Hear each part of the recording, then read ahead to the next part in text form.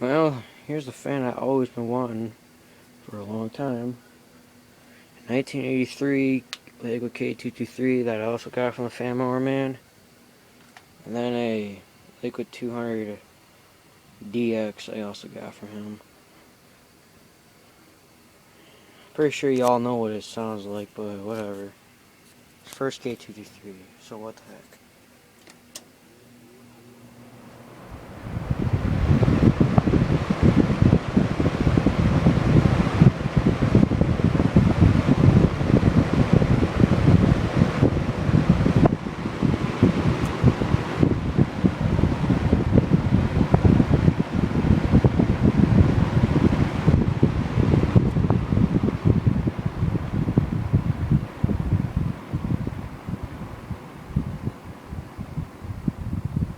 And then off.